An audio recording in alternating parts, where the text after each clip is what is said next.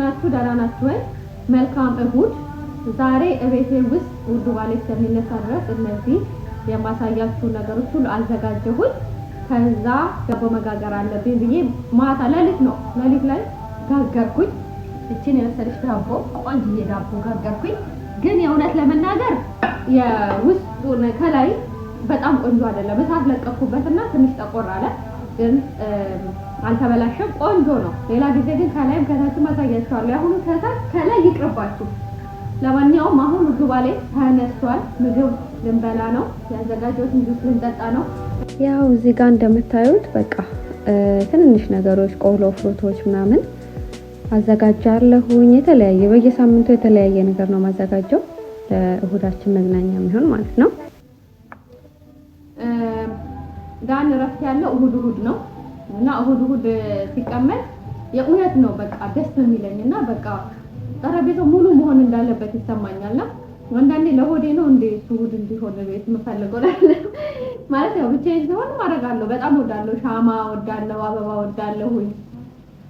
እንደዚህ ፏ አድርጎ ቡና አድርጎ ምናምን ለራሴም ቢሆን ጊዜ እሰጣለሁ።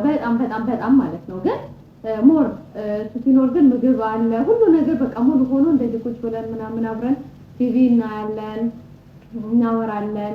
ስልክ ፍሪ ነን፣ እሁድ ስልክ ፍሪ ነን ማለትም ስልክ አንነካካም። እሱም ምንም ስልክ ይቀመጣል እና በጣም ደስ ይለኛል። እሁድ የኔ በቃ ምርጫ ይሆናል። ይሄው ከዚህ በኋላ ከዳን ጋር እየተጫወትን እየሳቀን ምናምን ጁሳችንን ጠጣን።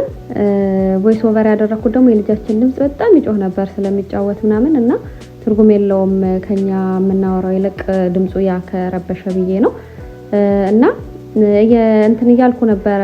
በቃ በየቀኑ ቪዲዮ እየሰራው ባስገባ በጣም ደስ ይለኛል ምናምን እያልኩ ነበር። ግን አንዳንዴ አይሞላም። በጣም ብዙ ቪዲዮዎች ቀርጻለሁ፣ ኤዲት አደርጋለሁ ምናምን።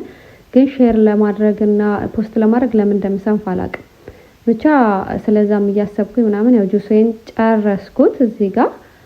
ከዛ በጣም ደስ አለኝ፣ ምክንያቱም ጠግቤ ነበረ። ዳንን በቃ ምሳ ከመብላታችን በፊት ጁስ እንጠጣ ቀድመን ብዬው ነው ይሄ ሁሉ ጁስ የጠጣ ነው።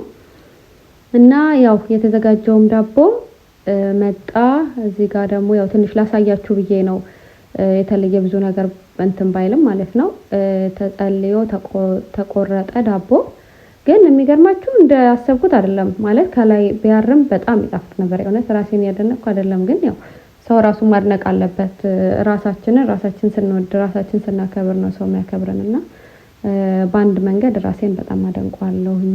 ምክንያቱም ያው ለራስ ሰርተን ለራሳችንን ካላደነቅን ማንም አያደንቀንም መጥቶና ብቻ ቆንጆ ነበር። ቆንጆ ቡና ፈላን፣ ዳቦአችንን በላን፣ ተጫወትን። ስኳር ወዳለውና ስኳሩን ነው የቀመስኩት።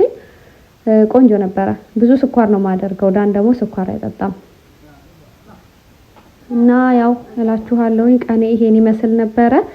ብዙ የተለያዩ ነገሮች አሉኝ ከሰኞ እስከ ቅዳሜ። ግን ሞር ይሄንን ነው የምወደው። ሁዴ ቁጭ ብዬ ነው እንደዚህ ግማሹ ቀን የሚያልቀው በጣም በመጫወት በመዝናናት። ግን ይሄን አስበልጬ ወደዋለሁ። ከሰኞ እስከ ቅዳሜ ደግሞ ምን እንደማደርግ ደግሞ በየቀኑ ሼር ለማድረግ እሞክራለሁ።